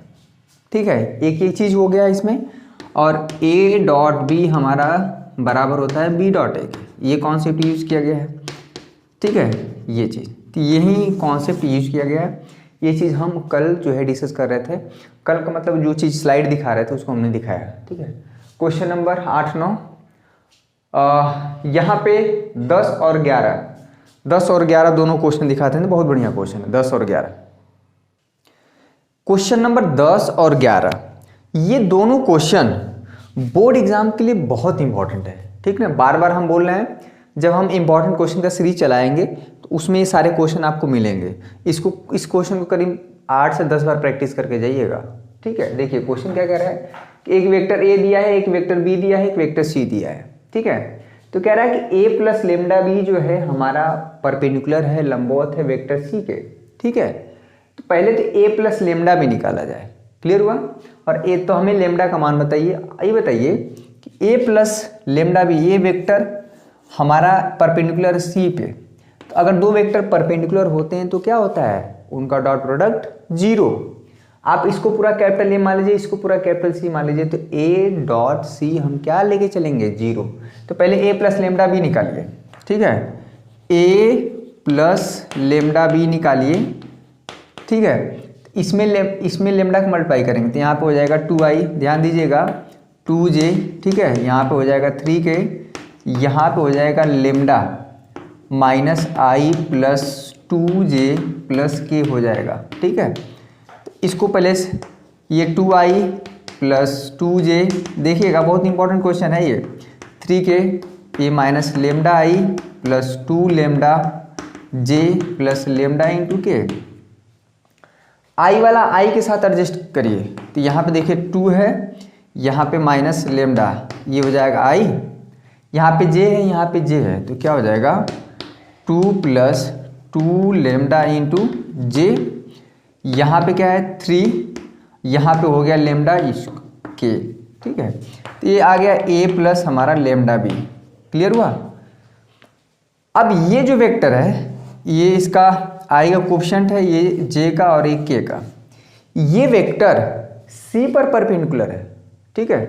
तो चूंकि यहाँ पे लिखेंगे, चूंकि ए प्लस लेमडा बी पर, इसको ऐसे लिख देंगे परपेंडिकुलर टू सी।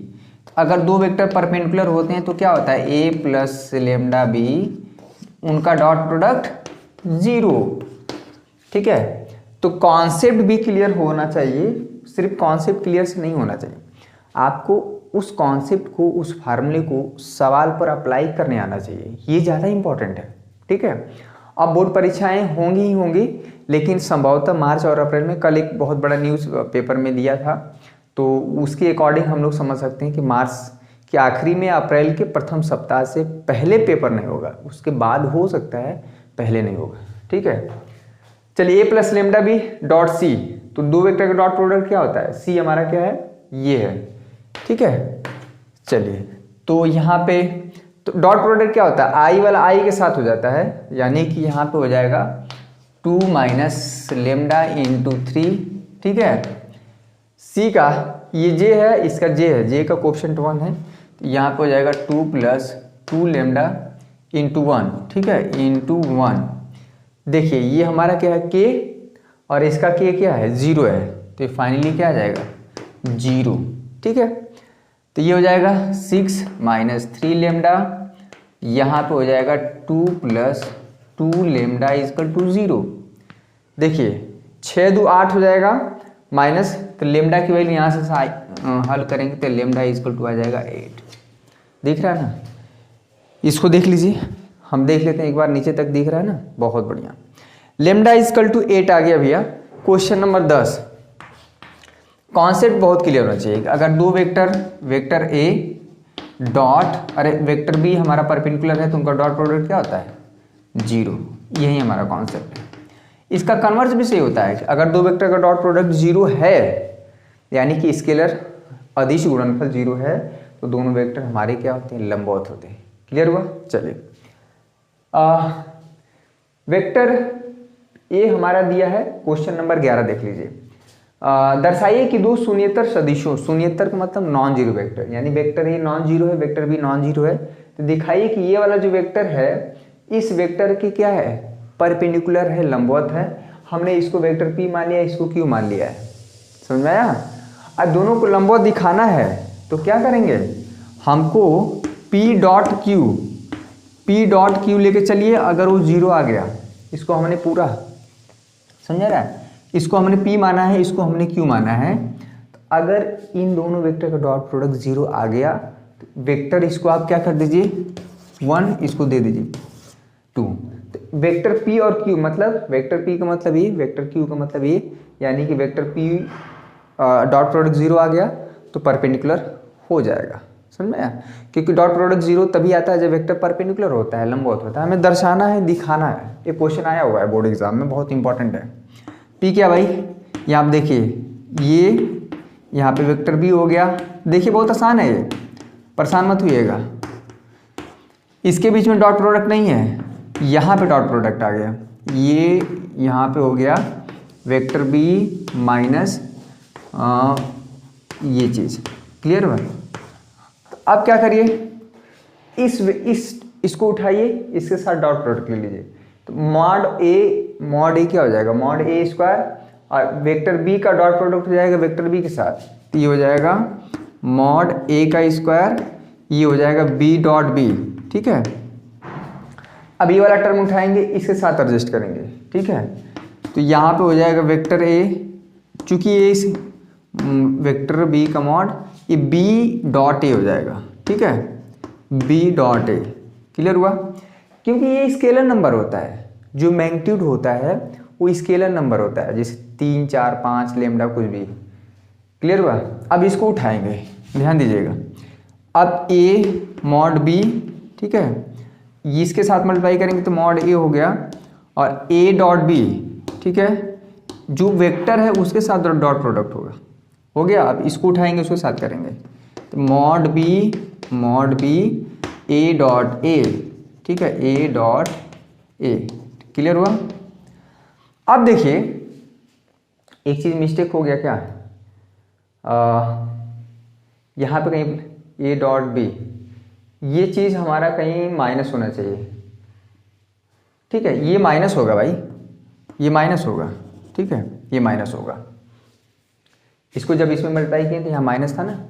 अब देखिए ये नंबर और ये नंबर सेम होगा, क्योंकि B dot A dot B समान होता है, तो ये कट जाएगा प्लस माइनस, समझ में। अब देखिए यहाँ पे हो जाएगा मॉड ए का स्क्वायर, बी डॉट बी कितना होता है, मॉड बी का स्क्वायर, बहुत बार यूज हो चुका है। किसी वेक्टर का उसी वेक्टर के साथ डॉट प्रोडक्ट उस वेक्टर के मैग्नीट्यूड का स्क्वायर होता है, 100 बार बोल चुके हैं, ठीक है। मॉड बी 2 बार है तो मॉड बी का स्क्वायर, और ए डॉट ए है तो क्या हो जाता है, ये चीज़ यहाँ पे क्या है भाई, ये चीज़, इसमें भी ये भी माइनस था भाई, ये भी माइनस था। अब ये और ये क्या है, समान है, ठीक है, ये चीज़ समान है, ये क्या हो गया, 0 हो गया। इसलिए यहाँ पे क्या हुआ, P dot Q equal to 0, इसलिए हमारा P परपेंडिकुलर हो गया Q, समझ में आया। बहुत बच्चे इसी में कंफ्यूज हो रहे हैं, ये जो मॉड ए दिया है ना, अगर आप इसको कुछ और कर लीजिए, मॉड ए को के मान लीजिए, ठीक है, और मॉड बी को आप क्या मान लीजिए, लेमडा, तभी आप सॉल्व कर सकते हैं, तब बहुत आसानी से हो जाएगा। जहाँ मॉड ए है के ले लीजिए, मॉड बी है लेमडा ले लीजिए, तब बहुत आसानी से सॉल्व हो जाएगा, ठीक है। इसमें आपको ज़रूर कन्फ्यूज़न हो रहा होगा क्या, कि ये क्या चीज़ है, ये सिंपली एक नंबर है, जो डॉट प्रोडक्ट होगा ये वेक्टर बी जो बाहर है उसके साथ होगा, समझ में आया। तो ये रहा क्वेश्चन नंबर। इसके बाद देखिए क्वेश्चन नंबर 12 हम नहीं करेंगे, कभी पूछा नहीं गया है, बेमतलब क्वेश्चन है। हमको देखिए बहुत ज़्यादा वो नहीं करना है, हमको सिर्फ बोर्ड में अभी फ़िलहाल हमारा फोकस है बोर्ड पर, कि बोर्ड के रिजल्ट में हमारा रिजल्ट बेहतर हो, समझ में आया, बहुत बढ़िया है। ये मैराथन क्लास जो है आपको देखते हैं कितना लंबा चलता है। आई होप ये क्वेश्चन जो है सारे हो जाएं, अच्छी बात है। देखिए क्वेश्चन नंबर 12 हम नहीं करेंगे, कभी पूछा नहीं गया है। क्वेश्चन नंबर 13 बहुत इंपॉर्टेंट है, क्वेश्चन नंबर 13 करेंगे, क्वेश्चन नंबर 14 नहीं करेंगे, ठीक है। क्वेश्चन नंबर 14 भी नहीं करेंगे, कभी पूछा नहीं गया है। क्वेश्चन नंबर 15 और 16 ये सारे क्वेश्चन अगर एक बार कर लेंगे तो बहुत आसान है। क्वेश्चन नंबर 17 भी कर सकते हैं, कोई बहुत इश्यू नहीं है।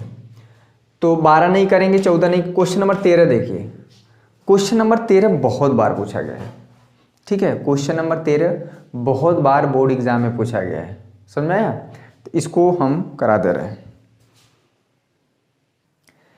देखिए क्वेश्चन नंबर 13 बहुत ज़्यादा इंपॉर्टेंट है 2021 के लिए। ये क्वेश्चन 2021 बोर्ड एग्जाम के लिए बहुत इंपॉर्टेंट है, बहुत ज़्यादा। कह रहा है कि वेक्टर ए, वेक्टर बी और वेक्टर सी हमारे मात्रक सदिश हैं। मात्रक सदिश की डिफिनीशन अब भी नहीं क्लियर हुई तो जाके डूब मर जाइए। 100 बार बता चुके हैं कि ऐसा वेक्टर मात्रक सदिश कहलाता है जिसका परिमाण 1 होता है। तो वेक्टर ए का परिमाण 1, वेक्टर बी का परिमाण 1, वेक्टर सी का परिमाण 1, और कह रहा है कि वेक्टर ए बी सी इस तरह से है कि इन तीनों का सम क्या है, हमारा 0 है। एक्चुअली में 0 नंबर होता नहीं, 0 वेक्टर होता है, ठीक है, 0 वेक्टर है। तो कह रहा है A dot B plus B dot C plus C dot A का मान बताइए। बहुत ज़्यादा इंपॉर्टेंट क्वेश्चन है 2021 के लिए, ठीक है। सदिश बीजगणित में पूरे एक्सरसाइज में सबसे ज़्यादा इंपॉर्टेंट क्वेश्चन है। क्लियर हुआ। चलिए तो हम क्या करेंगे, देखिएगा ए प्लस, देखिए कैसे मान निकलेगा, सॉल्यूशन देखिए यहाँ पे, ठीक है। ए प्लस बी को इधर रोके, इसको हम ले जाएंगे, प्लस सी को उधर ले जाएंगे, ठीक है। दोनों साइड जो है ए का डॉट प्रोडक्ट ले लीजिए दोनों वेक्टर का साथ, ठीक है। दोनों साइड यानी ए प्लस बी इधर है, ठीक है, और ये हम ले लेंगे दोनों वेक्टर के साथ, क्या करेंगे, डॉट प्रोडक्ट ले लेंगे। दोनों साइड डॉट प्रोडक्ट चिपका दिए, ठीक है। अब क्या होगा, A dot A plus A dot B, क्या हुआ, यहाँ पे डॉट है तो A dot A plus A dot B, यहाँ पे है minus A dot C. A dot A क्या होता है भाई, ए डॉट क्या होता है, mod A square A dot B, ठीक है। इसको इधर लेते आइए, A dot C equal to यहाँ पे हो जाएगा 0। वेक्टर ए का मैग्नीट्यूड क्या है, 1 है, 1 का स्क्वायर करेंगे 1 ही हो जाएगा, फिर 1 को उधर ले, चलिए इसको 1 कर देते हैं, A dot B plus A dot C, ठीक है, इक्वल टू 0। इसको हम समीकरण नंबर 2 दे देते हैं, ठीक है। अब देखिएगा इसी तरह से अब क्या करेंगे, यहाँ पे जो हमारा इसको हम स्टार इक्वेशन ही कर देते हैं, ठीक है। ये जो स्टार इक्वेशन है, अब दोनों साइड b का डॉट प्रोडक्ट लेंगे, दोनों साइड। देखिएगा बहुत बढ़िया क्वेश्चन है समीकरण, इसको हम लिख देते हैं, बहुत बढ़िया क्वेश्चन है। समीकरण स्टार में दोनों पक्षों का, ठीक है, दोनों पक्षों का वेक्टर b के साथ, ठीक है, डॉट प्रोडक्ट लेने पे, डॉट प्रोडक्ट लिख लीजिए। अब क्या करेंगे, अब वेक्टर बी का डॉट प्रोडक्ट चिपकाएंगे, तो यहाँ पे दोनों साइड हो जाएगा वेक्टर बी, यहाँ पे a प्लस बी है, ये है, यहाँ पे b डॉट सी, ठीक है। एक तरह से कह सकते b से b कट जाएगा, जो चीज़ हमारा स्टार है यहीं पे आ जाएगा। लेकिन होगा क्या, ये देखिए लगा लीजिए, बहुत बढ़िया क्वेश्चन है ये, बहुत बढ़िया क्वेश्चन, पूरे एक्सरसाइज का सबसे अच्छा क्वेश्चन है। b डॉट ए करेंगे तो उसको a डॉट बी कर दीजिए, क्योंकि वेक्टर का डॉट प्रोडक्ट यहाँ पे हो जाएगा b डॉट बी क्या हो जाएगा, मॉड b का स्क्वायर, ठीक है। और इसको इधर ला दीजिए तो ये हो जाएगा b dot C equal to यहाँ पे 0। वेक्टर b अभी हमारा क्या है, उसका परिमाण क्या है, 1 है, तो 1 का स्क्वायर करेंगे 1, तो 1 को पहले लिख दीजिए, तो यहाँ पे हो जाएगा a डॉट बी, ठीक है, plus b dot C equal to 0। इसको दे दीजिए समीकरण नंबर 3, ठीक है। ये हो गया समीकरण नंबर 3। समीकरण 2 और 3 को जोड़ेंगे। अब एक काम और करना है कि जो समीकरण स्टार है, सब खेल इसी का है, जो समीकरण स्टार है, एक बार फिर से हम डॉट प्रोडक्ट लेंगे सी का, ठीक है, समीकरण स्टार से, समीकरण नंबर स्टार से। अब क्या करेंगे, ए डॉट प्रोडक्ट ले लिए, दोनों साइड बी का डॉट प्रोडक्ट ले लिए। अब क्या करेंगे, सी का डॉट प्रोडक्ट लेंगे दोनों साइड। एक ही काम करना है, 3 बार करना है, लेकिन अलग अलग वेक्टर के साथ करना है, ए, ठीक है। यहाँ पे सी पहले से था, सी का डॉट प्रोडक्ट लगा दिए, ठीक है। तो यहाँ पे सी डॉट ए होगा तो उसको ए डॉट सी लिख सकते हैं, कोई दिक्कत है नहीं। सी डॉट बी है तो उसको बी डॉट सी लिख सकते हैं, क्योंकि वेक्टर का डॉट प्रोडक्ट कॉम्पिटिटिव होता है। सी डॉट सी क्या होता है, मॉड सी, इसको ये तो कई बार आ चुका है। मॉड सी हमारा क्या है, इसका भी ये मात्रक सदिश है, तो यानी कि इसका परिमाण 1 होगा। 1 का स्क्वायर करेंगे 1 ही आ जाएगा, इसको इधर ला दीजिए, तो 1 प्लस, देखिए बी डॉट सी, ठीक है, प्लस सी डॉट ए, जैसे भी अच्छा लगे, सी डॉट ए हम लोग कर देंगे, यहाँ पे हो जाएगा 0, ठीक है। तो समीकरण 2, समीकरण 3 और समीकरण 4 को जोड़ दीजिए। ध्यान दीजिएगा, यहाँ पे 1 है, यहाँ पे 1 है, यहाँ पे 1 है, 1 प्लस 1 प्लस 1, 3 to 1 हो जाएगा, ठीक है। देखिएगा, ध्यान दीजिएगा, समीकरण यहाँ पे लिख देंगे 1 प्लस 2 प्लस 3। आप अपने कॉपी में लिख सकते हैं समीकरण 1 और समीकरण नंबर, नहीं भाई 2 ना, 2, यहाँ पे 3 और यहाँ पे 4। समीकरण नंबर 2, समीकरण नंबर 3 और समीकरण नंबर 4 को आप जोड़ देंगे तो आपका रिजल्ट आ जाएगा। तो 1 प्लस 1 प्लस कितना हो जाएगा, 3 हो जाएगा। अब देखिए ए डॉट बी यहाँ पे है, ध्यान दीजिएगा, एक जगह और ए डॉट बी आएगा, ए डॉट बी, तो 2a डॉट बी, ठीक है। ए डॉट सी यहाँ पे है, ये सी डॉट ए लिखा है, तो ए डॉट सी ही समझा जाएगा, क्योंकि वो सेम होता है। तो हर एक टर्म 2 बार हो जाएगा। आप 2 कॉमन ले लीजिएगा, तो A dot B plus B dot C plus C dot A equal to 0। ठीक है, ये चीज़ आपको मिलेगा। हर टर्म दो बार हो जाएगा। 3 को उधर ले जाएंगे -3, 2 से डिवाइड कर देंगे तो फाइनली आ जाएगा -3/2। ठीक है, तो यही हमारा आंसर होगा। A dot B plus B dot C plus C dot A हमारा आंसर आ जाएगा -3/2। समझ में आया? ये चीज़ था, बहुत बढ़िया क्वेश्चन था ये। आप अपने से दोनों साइड डॉट प्रोडक्ट चाहे जिस भी वेक्टर का आप ले सकते हैं, ऐसा सहूलियत है। पूरे एक्सरसाइज का सबसे बेस्ट क्वेश्चन है ये। ठीक है, तो ये रहा क्वेश्चन नंबर 13। क्वेश्चन नंबर 14 नहीं कर रहा है, क्वेश्चन नंबर 15 देखिए। क्वेश्चन नंबर 15 में हिंट दे रहे हैं। क्वेश्चन नंबर 15 आपकी स्क्रीन पे दिख रहा है। क्वेश्चन नंबर आप 15 बुक भी, एक बच्चे ने कल हमें व्हाट्सअप किया और बोला सर हमको किताब दे दीजिए। हम भैया उनको प्रणाम करते हैं जो अभी तक किताब नहीं खरीदे हैं। पता नहीं किस ग्रह के आदमी हैं आप, अभी तक किताब नहीं ली। मतलब आपकी चिंता हम समझ सकते हैं कि इतना आप चिंतित व्यक्ति हैं। अब दोबारा मैसेज मत करिएगा, बता रहे हैं किताब अभी नहीं खरीदे भैया, तो पढ़ेंगे कब? किताब तो कम से कम होना ही चाहिए। क्वेश्चन देखिए, क्वेश्चन नंबर 15, अगर ए बी सी किसी त्रिभुज के शीर्षों के निर्देशांक दिए गए हैं। त्रिभुज ए मतलब त्रिभुज ए बी सी है, इसके शीर्ष ए बी सी हैं हमारे, जिसके शीर्षों के निर्देशांक 1 2 3 -1 0 0 सीधी। तो हमें कोण बताना है ए बी सी। ठीक है, हमें ए बी, देखिए कैसे क्वेश्चन बन रहा है, यानी हमें ये कोण बताना है, इसको मान लीजिए थीटा। ठीक है, अब देखिए ये कोण बताना है तो हमको ये वेक्टर पता होना चाहिए। ध्यान दीजिए, बी ए और हम क्या पता होना चाहिए, बी सी। अगर ये हमें वेक्टर पता चल जाए और ये वेक्टर पता चल जाए तो हमको पता है क्या, देखिए ये बी ए वेक्टर, यहाँ पे वेक्टर बी सी का जो डॉट प्रोडक्ट है क्या होता है, बी ए, जो दो वेक्टर का डॉट प्रोडक्ट यहाँ पे बी सी, ठीक है, इंटू कॉस थीटा। तो यही थीटा निकल जाएगा।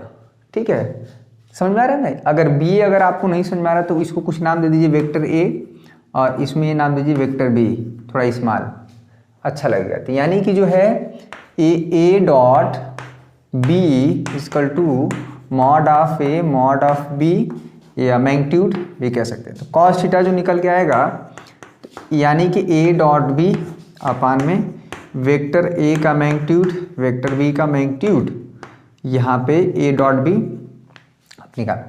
लेकिन सबसे बड़ी समस्या है कि ये वेक्टर ए आएगा कैसे। ये वेक्टर ए आ जाए तो काम बन जाएगा, वेक्टर बी आ जाए तो हमारा काम बन जाएगा। तो देखिए जो वेक्टर ए है वो, जो वेक्टर ए है वो कुछ नहीं है, क्या है, बी ए है। ठीक ना, बी से ए की तरफ मिला दिए, यही ना वेक्टर ए है। तो ये होता क्या है, ओ ए, देखिए घंटी बज गई, ओ ए माइनस ओ बी, ये चीज़ होता है। जो लास्ट में होता है उसको घटा देते हैं पहले वाले से, क्योंकि ये जो शीर्षों के निर्देशांक दिए रहते हैं हमेशा ओरिजिन के रिस्पेक्ट में दिया रहता है, मूल बिंदु के सापेक्ष दिया रहता है। यहाँ पे X axis Y axis Z axis हमेशा बना है, समझ में आया? तो ये निकल जाएगा, यानी कि ओ ए 1, इसमें से इसमें घटाते जाएंगे, 1 में से -1 करेंगे तो ये आ जाएगा 2i। ठीक है, ओ यहाँ पे ओ ए माइनस ओ बी, यानी 2 में से 0 घटाएंगे तो यहाँ पे हो जाएगा +2j, +3 में से 0 घटा देंगे तो यहाँ पे हो जाएगा 3k। ये हमारा आ गया वेक्टर ए, समझ में आया? उसी तरह से भैया वेक्टर बी यानी कि बी सी निकाल देंगे। क्लियर हुआ? यहाँ पे हिंट देख लीजिए, उसके बाद क्वेश्चन लग जाएगा। बी सी कैसे निकलेगा, O C minus O B, this minus this, जो लास्ट में वो पहले वाले में से घटा देंगे। ठीक है, तो ये चीज़ आप निकालेंगे तो ये भी कुछ आएगा, ये आ जाएगा। बस जैसे वेक्टर ए और वेक्टर बी आया वैसे हमारा काम बन जाएगा। ठीक है, इसका मैग्नीट्यूड परिमाण निकाल लीजिएगा, इसका परिमाण निकाल लीजिएगा, इसी फॉर्मूले रख देंगे, आपका आ जाएगा। तो हमारा काम था कॉन्सेप्ट को सिखाना, कैसे डॉट प्रोडक्ट का यूज करके त्रिभुज में दो भुजाओं के बीच का कोण निकाला जा रहा है। ये है द ब्यूटी ऑफ मैथमेटिक्स। ठीक है, तो ये रहा क्वेश्चन नंबर 15। क्वेश्चन नंबर 15 हो गया। क्वेश्चन नंबर 16 देखिए। क्वेश्चन नंबर 16 और 17 हिंट दे दे रहे हैं, 16 और 17।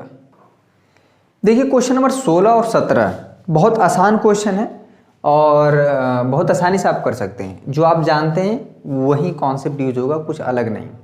हमको लग रहा है कि अदिश का जो कॉन्सेप्ट है एक दिन में इतना काफ़ी है, हमको सदिश का अलग से करना पड़ेगा, ठीक है।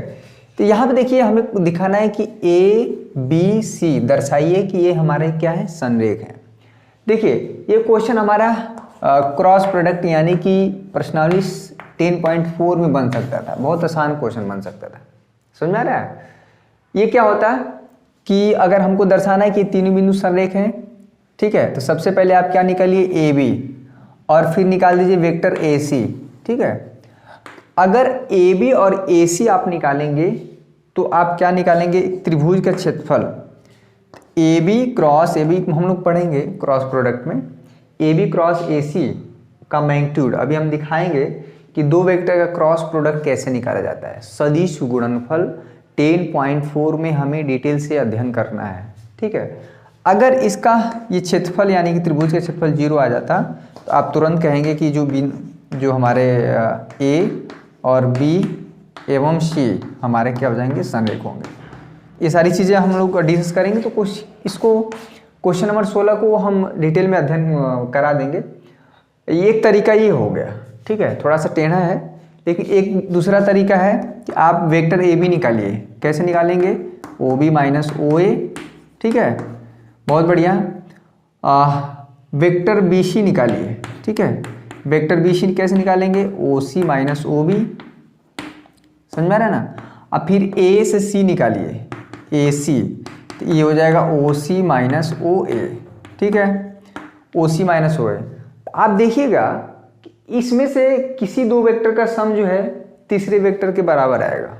अगर ऐसा आता है, हो सकता है कि AB प्लस BC बराबर AC आएगा। इस तरह से अगर आ गया तो ये तभी होता है जब तीनों हमारे क्या होते हैं, संरेख होते हैं। इसमें भी आप देख लीजिएगा इसको, ठीक है। सबसे ज़्यादा इंपॉर्टेंट क्वेश्चन 17वां है, ये भी काफ़ी इंपॉर्टेंट है। ABC हमारे किसी त्रिभुज के क्या है भाई, क्वेश्चन पढ़ लीजिए। क्वेश्चन नंबर 17, दर्शाइए कि दिश कॉमा दिश और दिश एक समकोण त्रिभुज के शीर्षों की रचना करते हैं। ABC इसके शीर्ष हमारे वेक्टर फॉर्म में दिए हैं, तो उसको हम कोऑर्डिनेट के मतलब पॉइंट के फॉर्म में बिंदु के रूप में लिख सकते हैं। 2, -1, 1 का I J K का हटा देंगे तो ये हमारा पॉइंट के फॉर्म में जो 1, -3, -5, 3, -4, -4। तो हमें दर्शाना है कि ये जो शीर्ष है, शीर्ष A, शीर्ष B, शीर्ष C, त्रिभुज में 3 शीर्ष होते हैं, 3 कोण होते हैं, 3 भुजाएं होती हैं। हमको दर्शाना है कि ये जो हमारे तीनों शीर्ष एक समकोण त्रिभुज बनाते हैं। और समकोण त्रिभुज में खास क्या बात होती है, सभी लोग बताइए कमेंट करके। समकोण त्रिभुज में क्या होता है कि एक भुजा का स्क्वायर शेष दो भुजाओं के वर्गों के योगफल के बराबर होता है, पाइथागोरस थ्योरम। तो पहले आप निकालिए, पहले आप AB निकालेंगे, सभी भुजाओं की लेंथ निकालिए AB, यानी कि आप सबसे पहले वेक्टर AB निकालेंगे, ये निकालेंगे और ये निकालेंगे, ठीक है। ये हो जाएगा OB माइनस OA, ये वेक्टर आप निकालेंगे, ठीक है। उसके बाद क्या निकालेंगे, BC निकालेंगे, क्लियर हुआ। ये भैया हो जाएगा OC माइनस OB, ठीक है, ये आपने निकाल लिया। आप क्या निकालिए, CA, ठीक है। पहले आप ये हो जाएगा OA माइनस OC, ठीक है। आप ये निकालिए, ये निकालिए, ये निकालिए, यानी कि ए वेक्टर AB निकल गया, वेक्टर BC निकल गया, वेक्टर ये निकल गया, ठीक है।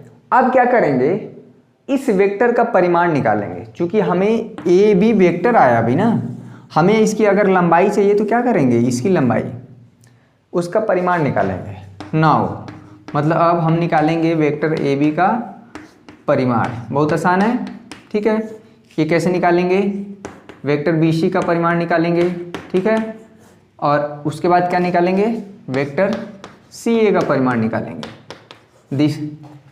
किसी वेक्टर का परिमाण निकालना आपको बहुत अच्छे से आता है। आप इसको आप वेक्टर A मान लीजिए, वेक्टर B मान लीजिए, इसको वेक्टर C मान लीजिए। वेक्टर A अपने समझने के लिए, वेक्टर B और वेक्टर C, ठीक है। इसका परिमाण निकालेंगे, वेक्टर A का, वेक्टर B का, वेक्टर C का। तो आप देखेंगे कि उसमें से किसी एक वेक्टर का परिमाण का स्क्वायर शेष दो वेक्टर के परिमाण के स्क्वायर के सम के बराबर अगर आ गया तो ऐसा तभी होता है जब त्रिभुज हमारा क्या होता है, समकोण होता है। क्लियर हुआ? आप सबसे इंपॉर्टेंट चीज़ है कि पहले ए बी निकालिए, बी सी निकालिए, सी ए कैसे निकलेगा वो हमने आप दिखा दिया। इतना हिंट देने पे भी अगर आप नहीं कर पाते हैं तो बड़ी समस्या है। इसीलिए हम शुरू के क्वेश्चन को बहुत डिटेल में, बहुत सिस्टमेटिक वे में करते आए, छोड़े नहीं क्वेश्चन। ठीक है, क्वेश्चन नंबर 18 तो ऐसे देख लीजिएगा, बहुत आसान है। तो ये रहा हमारा अदिश गुणनफल, स्केलर डॉट प्रोडक्ट। होने के लिए इसमें बहुत ढेर सारी चीज़ें थी, प्रॉपर्टी थी, लेकिन सबसे ज़्यादा जो यूज हुआ है 3-4 प्रॉपर्टी, उस पर हम एक बार और फोकस कर देते हैं। ठीक है, क्या फोकस कर देते हैं? पहली बात तो आपको जो कॉन्सेप्ट है वो आपको पता होना चाहिए। ठीक है, सारी चीज़ें हमने बहुत डिटेल में डिस्कस किया आपको। अच्छा, इसका जो PDF का लिंक है डिस्क्रिप्शन में आपको मिल जाएगा। ठीक है, तो हमको लग रहा है कि इतना पर्याप्त है। क्रॉस प्रोडक्ट यानी कि सदिश गुणनफल जो है, सदिश गुणन हमको नेक्स्ट लेक्चर में करना चाहिए। काफ़ी लेंदी लेक्चर हो जाएगा, बहुत दिक्कत हो जाएगा। ठीक है, चीज़ें समझ में आनी चाहिए। एक दिन हम और मैराथन क्लास में चला देंगे, हालांकि उसमें क्वेश्चन 12 ही है। क्रॉस प्रोडक्ट में क्वेश्चन मात्र 12 है, तो उसमें बहुत छोटा सेशन 30 से 40 मिनट में हो जाएगा। ठीक है, इतना बहुत पर्याप्त है आपके लिए। सबसे ज़्यादा जो यूज हुआ है, किसी वेक्टर का उसी वेक्टर के साथ डॉट प्रोडक्ट लेने पे कुछ नहीं आता है, वेक्टर ए का स्क्वायर आ जाता है। ठीक है, ये प्रॉपर्टी यूज हुआ, किसी वेक्टर का ये जो है ये बराबर होता है, यानी कि वेक्टर का डॉट प्रोडक्ट कॉम्पिटिटिव होता है। ठीक है, ये चीज़ें बहुत ज़्यादा यूज हुई हैं, ये बहुत ज़्यादा यूज हुआ है। तो बाकी सारी चीज़ें जो डिफिनीशन है कि दो वेक्टर का dot product A dot B mod A, मतलब वेक्टर बी का परिमाण वेक्टर ये होता है कॉस थीटा। यही सब कुछ यूज हुआ है और कुछ नया तो यूज हुआ नहीं है। मात्रक सदिश क्या होता है? ऐसा सदिश जिसका परिमाण क्या होता है, 1 होता है। ठीक है, मात्रक सदिश हुआ, ये भी यूज हुआ है काफ़ी।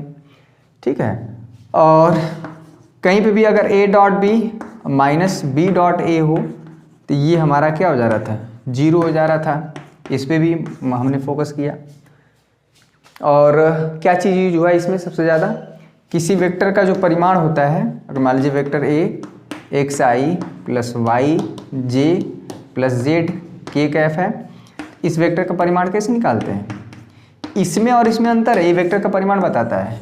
कैसे निकालते हैं? X square plus Y square plus Z square.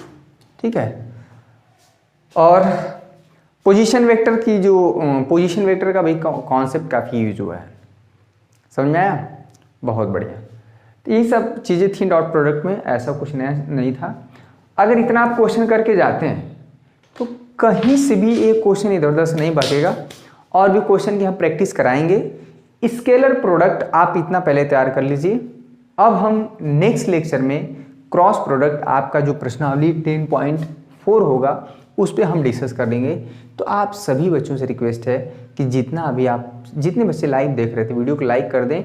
इस बात के लिए लाइक कर दें कि हमने काफ़ी मेहनत किया इस चीज़ को ख़त्म करने में। ठीक है, और लंबा सेशन था, काफ़ी मेहनत भी हुआ, लेकिन खैर कोई बात नहीं, बिना मेहनत का कोई परिणाम मिल तो नहीं सकता। हम भी प्रयास कर रहे हैं, आप भी प्रयास कर रहे हैं, सभी लोग मिलकर प्रयास करें 2021 का बोर्ड का जो रिजल्ट हो बहुत बेहतर हो। इस विपरीत परिस्थिति में आप रह के भी पढ़ाई करके और बेहतर रिजल्ट लाते हैं, तभी आप अपने आप को प्रूव कर पाएंगे कि हम भी जो है कुछ कर सकते हैं अपने जीवन में, अपने लिए, अपने परिवार के लिए, अपने समाज के लिए और अपने देश के लिए। ठीक है, तो कल मिलते हैं नेक्स्ट लेक्चर में, क्रॉस प्रोडक्ट डिस्कस कर देंगे, तो हमारा वेक्टर अलजेब्रा पूरा खत्म हो जाएगा। और जो भी बच्चे प्ले लिस्ट में जाके अगर आप जो पुराना लेक्चर देखना चाहते हैं चैप्टर वाइज, ठीक है, चैप्टर 1 से सब कुछ पढ़ा हुआ है। जो भी सबसे पहले कैलकुलस आप खत्म कर दीजिए 44 नंबर, या मैट्रिक्स डिटरमिनेंट्स खत्म कर दीजिए 12 नंबर, जैसे भी आप देखना चाहें। प्लेलिस्ट कैसे देखा जाता है वो भी हमने डिस्कस किया। तो कल मिलते हैं ज़बरदस्त वीडियो के साथ, तब तक के लिए आप सभी का बहुत बहुत शुक्रिया। जय हिंद, जय भारत।